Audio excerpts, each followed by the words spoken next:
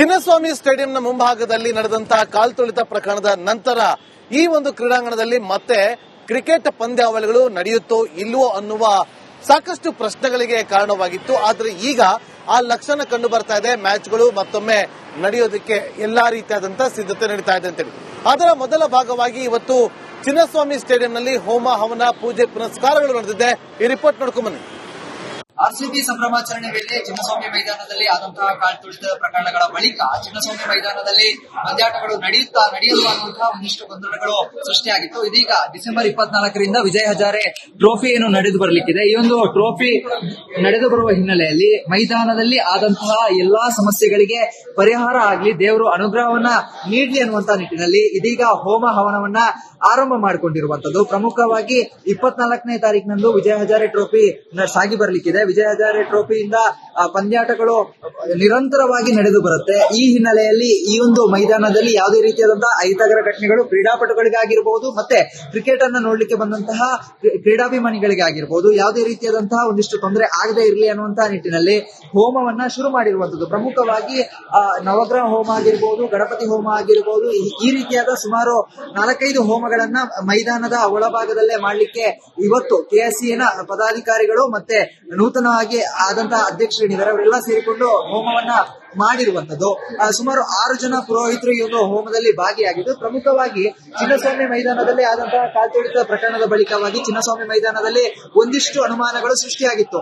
ಮೈದಾನದಲ್ಲಿ ಪಂದ್ಯಾಕೂಟ ಆಗುತ್ತಾ ಇಲ್ವಾ, ಅಂತಾರಾಷ್ಟ್ರೀಯ ಮಟ್ಟದ ಒಂದು ಪಂದ್ಯಾಕೂಟ ಆಗುತ್ತಾ ಇಲ್ವಾ ಅನ್ನುವಂತ ಒಂದು ಆತಂಕ ಇತ್ತು. ಕ್ರೀಡಾಭಿಮಾನಿಗಳು ಕೂಡ ಈ ಒಂದು ಪಂದ್ಯಾಕೂಟಕ್ಕೋಸ್ಕರ ಕಾಯ್ತಾ ಇದ್ರು. ಚಿನ್ನಸ್ವಾಮಿಯಲ್ಲಿ ಮತ್ತೆ ಕ್ರಿಕೆಟ್ ಪಂದ್ಯಾಟ ಸಾಗಿ ಬರಲಿ ಅನ್ನುವಂತಹ ಒಂದು ಆಸೆಯನ್ನ ಹೊಂದಿದ್ರು. ಆದ್ರೆ ಎಲ್ಲೋ ಒಂದು ಕಡೆಯಲ್ಲಿ ಒಂದು ಆಸೆಗೆ ನಿರಾಸೆ ಆಗುವಂತೆ ಒಂದಿಷ್ಟು ಸಮಸ್ಯೆಗಳು ಎದುರಾಗಿತ್ತು ಅಂತ ಹೇಳಿದ್ರೆ, ಸರ್ಕಾರ ಕೂಡ ಮೈದಾನದ ಒಂದು ಗುಣಮಟ್ಟ ಹೇಗಿದೆ, ಮೈದಾನದ ಕಟ್ಟಡ ಹೇಗಿದೆ ಅನ್ನೋದ್ರ ಬಗ್ಗೆ ಒಂದಿಷ್ಟು ಪರಿಶೀಲನೆ ನಡೆಸಿದ್ರು. ಅದಾದ ಬಳಿಕ ಈಗ ಮತ್ತೆ ವಿಜಯ್ ಹಜಾರೆ ಟ್ರೋಫಿ 24ನೇ ತಾರೀಕಿನಿಂದ ಆರಂಭ ಆಗೋ ಹಿನ್ನೆಲೆಯಲ್ಲಿ ಇವತ್ತು ಹೋಮವನ್ನ ಮಾಡಿರುವಂತದ್ದು. ಯಾವುದೇ ರೀತಿಯಾದಂತಹ ಕ್ರೀಡಾಪಟುಗಳಿಗಾಗ್ಲಿ ಕ್ರೀಡಾಭಿಮಾನಿಗಳಿಗಾಗ್ಲಿ ಯಾವುದೇ ರೀತಿಯಾದಂತಹ ಸಮಸ್ಯೆ ಆಗದೆ ಇರಲಿ, ಮತ್ತೆ ಚಿನ್ನಸ್ವಾಮಿ ಮೈದಾನಕ್ಕೆ ಮತ್ತೆ ಯಾವುದೇ ರೀತಿಯಾದಂತಹ ಚ್ಯುತಿ ಬರದೇ ಇರಲಿ ಅನ್ನುವಂತಹ ನಿಟ್ಟಿನಲ್ಲಿ ಇವತ್ತು ಎಲ್ಲಾ ಪದಾಧಿಕಾರಿಗಳು ನೂತನವಾಗಿ ಆಯ್ಕೆಯಾಗಿರುವಂತಹ ವೆಂಕಟೇಶ್ ಪ್ರಸಾದ್ ಏನಿದ್ದಾರೆ ಅವರು ಕೂಡ ಈ ಒಂದು ಹೋಮ ಹವನದಲ್ಲಿ ಭಾಗಿಯಾಗಿ ಯಾವುದೇ ರೀತಿಯಾದಂತಹ ಚ್ಯುತಿ ಬರದಂತೆ ಮೈದಾನದಲ್ಲಿ ನಿರಂತರವಾಗಿ ಪಂದ್ಯಾಕೂಟಗಳು ಆಗಬೇಕು, ಮತ್ತೆ ಅಂತಾರಾಷ್ಟ್ರೀಯ ಪಂದ್ಯಾಟಗಳು ಕೂಡ ಚಿನ್ನಸ್ವಾಮಿ ಮೈದಾನದಲ್ಲಿ ಆಗಬೇಕು ಅನ್ನುವಂತ ನಿಟ್ಟಿನಲ್ಲಿ ಇವತ್ತು ಹೋಮವನ್ನ ಮಾಡಿರುವಂತದ್ದು. Camera person Republic Kannada. Chinnaswamy ಸ್ಟೇಡಿಯಂನ ಮುಂಭಾಗದಲ್ಲಿ ನಡೆದಂತಹ ಕಾಲ್ತುಳಿತ ಪ್ರಕರಣದ ನಂತರ ಈ ಒಂದು ಕ್ರೀಡಾಂಗಣದಲ್ಲಿ ಮತ್ತೆ ಕ್ರಿಕೆಟ್ ಪಂದ್ಯಾವಳಿಗಳು ನಡೆಯುತ್ತೋ ಇಲ್ವೋ ಅನ್ನುವ ಸಾಕಷ್ಟು ಪ್ರಶ್ನೆಗಳಿಗೆ ಕಾರಣವಾಗಿತ್ತು. ಆದರೆ ಈಗ ಆ ಲಕ್ಷಣ ಕಂಡು ಬರ್ತಾ ಇದೆ. ಮ್ಯಾಚ್ಗಳು ಮತ್ತೊಮ್ಮೆ ನಡೆಯೋದಕ್ಕೆ ಎಲ್ಲಾ ರೀತಿಯಾದಂತಹ ಸಿದ್ಧತೆ ನಡೀತಾ ಇದೆ ಅಂತೇಳಿ. ಅದರ ಮೊದಲ ಭಾಗವಾಗಿ ಇವತ್ತು ಚಿನ್ನಸ್ವಾಮಿ ಸ್ಟೇಡಿಯಂನಲ್ಲಿ ಹೋಮ ಹವನ ಪೂಜೆ ಪುನಸ್ಕಾರಗಳು ನಡೆದಿದೆ. ಈ ರಿಪೋರ್ಟ್ ನೋಡ್ಕೊಂಡ್ ಬನ್ನಿ.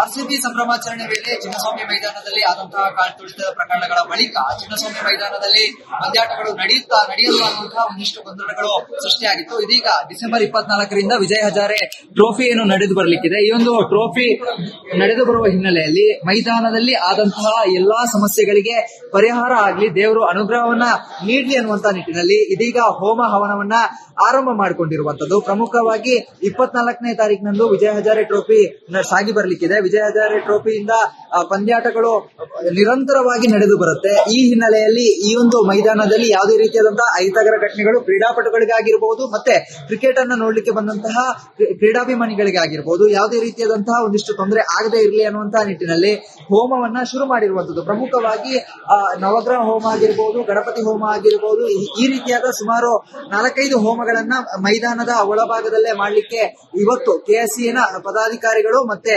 ನೂತನವಾಗಿ ಆದಂತಹ ಅಧ್ಯಕ್ಷರೇನಿದ್ದಾರೆ ಅವರೆಲ್ಲ ಸೇರಿಕೊಂಡು ಹೋಮವನ್ನ ಮಾಡಿರುವಂತದ್ದು.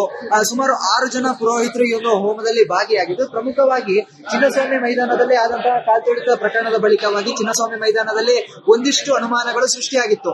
ಮೈದಾನದಲ್ಲಿ ಪಂದ್ಯಾಕೂಟ ಆಗುತ್ತಾ ಇಲ್ವಾ, ಅಂತಾರಾಷ್ಟ್ರೀಯ ಮಟ್ಟದ ಒಂದು ಪಂದ್ಯಾಕೂಟ ಆಗುತ್ತಾ ಇಲ್ವಾ ಅನ್ನುವಂತ ಒಂದು ಆತಂಕ ಇತ್ತು. ಕ್ರೀಡಾಭಿಮಾನಿಗಳು ಕೂಡ ಈ ಒಂದು ಪಂದ್ಯಾಕೂಟಕ್ಕೋಸ್ಕರ ಕಾಯ್ತಾ ಇದ್ರು. ಚಿನ್ನಸ್ವಾಮಿಯಲ್ಲಿ ಮತ್ತೆ ಕ್ರಿಕೆಟ್ ಪಂದ್ಯಾಟ ಸಾಗಿ ಬರಲಿ ಅನ್ನುವಂತಹ ಒಂದು ಆಸೆಯನ್ನ ಹೊಂದಿದ್ರು. ಆದ್ರೆ ಎಲ್ಲೋ ಒಂದು ಕಡೆಯಲ್ಲಿ ಒಂದು ಆಸೆಗೆ ನಿರಾಸೆ ಆಗುವಂತೆ ಒಂದಿಷ್ಟು ಸಮಸ್ಯೆಗಳು ಎದುರಾಗಿತ್ತು ಅಂತ ಹೇಳಿದ್ರೆ ಸರ್ಕಾರ ಕೂಡ ಮೈದಾನದ ಒಂದು ಗುಣಮಟ್ಟ ಹೇಗಿದೆ, ಮೈದಾನದ ಕಟ್ಟಡ ಹೇಗಿದೆ ಅನ್ನೋದ್ರ ಬಗ್ಗೆ ಒಂದಷ್ಟು ಪರಿಶೀಲನೆ ನಡೆಸಿದ್ರು. ಅದಾದ ಬಳಿಕ ಈಗ ಮತ್ತೆ ವಿಜಯ್ ಹಜಾರೆ ಟ್ರೋಫಿ 24ನೇ ತಾರೀಕಿನಿಂದ ಆರಂಭ ಆಗೋ ಹಿನ್ನೆಲೆಯಲ್ಲಿ ಇವತ್ತು ಹೋಮವನ್ನ ಮಾಡಿರುವಂತದ್ದು. ಯಾವುದೇ ರೀತಿಯಾದಂತಹ ಕ್ರೀಡಾಪಟುಗಳಿಗಾಗ್ಲಿ ಕ್ರೀಡಾಭಿಮಾನಿಗಳಿಗಾಗ್ಲಿ ಯಾವುದೇ ರೀತಿಯಾದಂತಹ ಸಮಸ್ಯೆ ಆಗದೆ ಇರಲಿ, ಮತ್ತೆ ಚಿನ್ನಸ್ವಾಮಿ ಮೈದಾನಕ್ಕೆ ಮತ್ತೆ ಯಾವುದೇ ರೀತಿಯಾದಂತಹ ಚ್ಯುತಿ ಬರದೇ ಇರಲಿ ಅನ್ನುವಂತಹ ನಿಟ್ಟಿನಲ್ಲಿ ಇವತ್ತು ಎಲ್ಲಾ ಪದಾಧಿಕಾರಿಗಳು ನೂತನವಾಗಿ ಆಯ್ಕೆಯಾಗಿರುವಂತಹ ವೆಂಕಟೇಶ್ ಪ್ರಸಾದ್ ಏನಿದ್ದಾರೆ ಅವರು ಕೂಡ ಈ ಒಂದು ಹೋಮ ಹವನದಲ್ಲಿ ಭಾಗಿಯಾಗಿ ಯಾವುದೇ ರೀತಿಯಾದಂತಹ ಚ್ಯುತಿ ಬರದಂತೆ ಮೈದಾನದಲ್ಲಿ ನಿರಂತರವಾಗಿ ಪಂದ್ಯಾಕೂಟಗಳು ಆಗಬೇಕು, ಮತ್ತೆ ಅಂತಾರಾಷ್ಟ್ರೀಯ ಪಂದ್ಯಾಟಗಳು ಕೂಡ ಚಿನ್ನಸ್ವಾಮಿ ಮೈದಾನದಲ್ಲಿ ಆಗಬೇಕು ಅನ್ನುವಂತ ನಿಟ್ಟಿನಲ್ಲಿ ಇವತ್ತು ಹೋಮವನ್ನ ಮಾಡಿರುವಂತದ್ದು. Camera person Republic Kannada. Chinnaswamy ಸ್ಟೇಡಿಯಂನ ಮುಂಭಾಗದಲ್ಲಿ ನಡೆದಂತಹ ಕಾಲ್ತುಳಿತ ಪ್ರಕರಣದ ನಂತರ ಈ ಒಂದು ಕ್ರೀಡಾಂಗಣದಲ್ಲಿ ಮತ್ತೆ ಕ್ರಿಕೆಟ್ ಪಂದ್ಯಾವಳಿಗಳು ನಡೆಯುತ್ತೋ ಇಲ್ವೋ ಅನ್ನುವ ಸಾಕಷ್ಟು ಪ್ರಶ್ನೆಗಳಿಗೆ ಕಾರಣವಾಗಿತ್ತು. ಆದ್ರೆ ಈಗ ಆ ಲಕ್ಷಣ ಕಂಡು ಬರ್ತಾ ಇದೆ. ಮ್ಯಾಚ್ಗಳು ಮತ್ತೊಮ್ಮೆ ನಡೆಯೋದಕ್ಕೆ ಎಲ್ಲಾ ರೀತಿಯಾದಂತಹ ಸಿದ್ಧತೆ ನಡೀತಾ ಇದೆ ಅಂತೇಳಿ.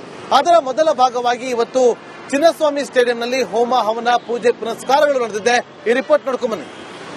ಆರ್ಸಿಬಿ ಸಂಭ್ರಮಾಚರಣೆ ವೇಳೆ ಚಿನ್ನಸ್ವಾಮಿ ಮೈದಾನದಲ್ಲಿ ಆದಂತಹ ಕಾಲ್ತುಳಿತ ಪ್ರಕರಣಗಳ ಬಳಿಕ ಚಿನ್ನಸ್ವಾಮಿ ಮೈದಾನದಲ್ಲಿ ಪಂದ್ಯಾಟಗಳು ನಡೆಯಲು ಅನ್ನುವಂತಹ ಒಂದಿಷ್ಟು ಗೊಂದಲಗಳು ಸೃಷ್ಟಿಯಾಗಿತ್ತು. ಇದೀಗ ಡಿಸೆಂಬರ್ 24ರಿಂದ ವಿಜಯ್ ಹಜಾರೆ ಟ್ರೋಫಿ ಏನು ನಡೆದು ಬರಲಿಕ್ಕಿದೆ. ಈ ಒಂದು ಟ್ರೋಫಿ ನಡೆದು ಬರುವ ಹಿನ್ನೆಲೆಯಲ್ಲಿ ಮೈದಾನದಲ್ಲಿ ಆದಂತಹ ಎಲ್ಲಾ ಸಮಸ್ಯೆಗಳಿಗೆ ಪರಿಹಾರ ಆಗ್ಲಿ, ದೇವರು ಅನುಗ್ರಹವನ್ನ ನೀಡಲಿ ಅನ್ನುವಂತಹ ನಿಟ್ಟಿನಲ್ಲಿ ಇದೀಗ ಹೋಮ ಹವನವನ್ನ ಆರಂಭ ಮಾಡಿಕೊಂಡಿರುವಂತದ್ದು. ಪ್ರಮುಖವಾಗಿ 24ನೇ ತಾರೀಕಿನಂದು ವಿಜಯ್ ಹಜಾರೆ ಟ್ರೋಫಿ ಸಾಗಿ ಬರಲಿಕ್ಕಿದೆ. ವಿಜಯ್ ಹಜಾರೆ ಟ್ರೋಫಿಯಿಂದ ಪಂದ್ಯಾಟಗಳು ನಿರಂತರವಾಗಿ ನಡೆದು ಬರುತ್ತೆ. ಈ ಹಿನ್ನೆಲೆಯಲ್ಲಿ ಈ ಒಂದು ಮೈದಾನದಲ್ಲಿ ಯಾವುದೇ ರೀತಿಯಾದಂತಹ ಅಹಿತಕರ ಘಟನೆಗಳು ಕ್ರೀಡಾಪಟುಗಳಿಗಾಗಿರಬಹುದು, ಮತ್ತೆ ಕ್ರಿಕೆಟ್ ಅನ್ನ ನೋಡ್ಲಿಕ್ಕೆ ಬಂದಂತಹ ಕ್ರೀಡಾಭಿಮಾನಿಗಳಿಗಾಗಿರ್ಬೋದು ಯಾವುದೇ ರೀತಿಯಾದಂತಹ ಒಂದಿಷ್ಟು ತೊಂದರೆ ಆಗದೆ ಇರಲಿ ಅನ್ನುವಂತಹ ನಿಟ್ಟಿನಲ್ಲಿ ಹೋಮವನ್ನ ಶುರು ಮಾಡಿರುವಂತದ್ದು. ಪ್ರಮುಖವಾಗಿ ನವಗ್ರಹ ಹೋಮ ಆಗಿರ್ಬೋದು, ಗಣಪತಿ ಹೋಮ ಆಗಿರ್ಬೋದು, ಈ ರೀತಿಯಾದ ಸುಮಾರು 4-5 ಹೋಮಗಳನ್ನ ಮೈದಾನದ ಒಳಭಾಗದಲ್ಲೇ ಮಾಡ್ಲಿಕ್ಕೆ ಇವತ್ತು ಕೆಎಸ್ಸಿನ ಪದಾಧಿಕಾರಿಗಳು ಮತ್ತೆ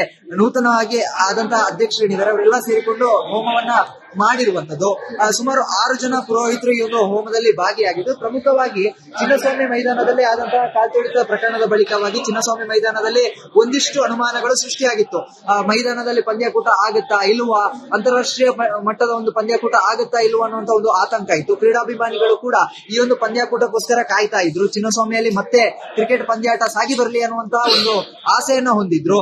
ಆದ್ರೆ ಎಲ್ಲೋ ಒಂದು ಕಡೆಯಲ್ಲಿ ಒಂದು ಆಸೆಗೆ ನಿರಾಸೆ ಆಗುವಂತೆ ಒಂದಿಷ್ಟು ಸಮಸ್ಯೆಗಳು ಎದುರಾಗಿತ್ತು ಅಂತ ಹೇಳಿದ್ರೆ ಸರ್ಕಾರ ಕೂಡ ಮೈದಾನದ ಒಂದು ಗುಣಮಟ್ಟ ಹೇಗಿದೆ, ಮೈದಾನದ ಕಟ್ಟಡ ಹೇಗಿದೆ ಅನ್ನೋದ್ರ ಬಗ್ಗೆ ಒಂದಷ್ಟು ಪರಿಶೀಲನೆ ನಡೆಸಿದ್ರು. ಅದಾದ ಬಳಿಕ ಈಗ ಮತ್ತೆ ವಿಜಯ್ ಹಜಾರೆ ಟ್ರೋಫಿ 24ನೇ ತಾರೀಕಿನಿಂದ ಆರಂಭ ಆಗೋ ಹಿನ್ನೆಲೆಯಲ್ಲಿ ಇವತ್ತು ಹೋಮವನ್ನ ಮಾಡಿರುವಂತದ್ದು. ಯಾವುದೇ ರೀತಿಯಾದಂತಹ ಕ್ರೀಡಾಪಟುಗಳಿಗಾಗ್ಲಿ ಕ್ರೀಡಾಭಿಮಾನಿಗಳಿಗಾಗ್ಲಿ ಯಾವುದೇ ರೀತಿಯಾದಂತಹ ಸಮಸ್ಯೆ ಆಗದೆ ಇರಲಿ, ಮತ್ತೆ ಚಿನ್ನಸ್ವಾಮಿ ಮೈದಾನಕ್ಕೆ ಮತ್ತೆ ಯಾವುದೇ ರೀತಿಯಾದಂತಹ ಚ್ಯುತಿ ಬರದೇ ಇರಲಿ ಅನ್ನುವಂತಹ ನಿಟ್ಟಿನಲ್ಲಿ ಇವತ್ತು ಎಲ್ಲಾ ಪದಾಧಿಕಾರಿಗಳು ನೂತನವಾಗಿ ಆಯ್ಕೆಯಾಗಿರುವಂತಹ ವೆಂಕಟೇಶ್ ಪ್ರಸಾದ್ ಏನಿದ್ದಾರೆ ಅವರು ಕೂಡ ಈ ಒಂದು ಹೋಮ ಹವನದಲ್ಲಿ ಭಾಗಿಯಾಗಿ ಯಾವುದೇ ರೀತಿಯಾದಂತಹ ಚ್ಯುತಿ ಬರದಂತೆ ಮೈದಾನದಲ್ಲಿ ನಿರಂತರವಾಗಿ ಪಂದ್ಯಾಕೂಟಗಳು ಆಗಬೇಕು, ಮತ್ತೆ ಅಂತಾರಾಷ್ಟ್ರೀಯ ಪಂದ್ಯಾಟಗಳು ಕೂಡ ಚಿನ್ನಸ್ವಾಮಿ ಮೈದಾನದಲ್ಲಿ ಆಗಬೇಕು ಅನ್ನುವಂತ ನಿಟ್ಟಿನಲ್ಲಿ ಇವತ್ತು ಹೋಮವನ್ನ ಮಾಡಿರುವಂತದ್ದು. Camera person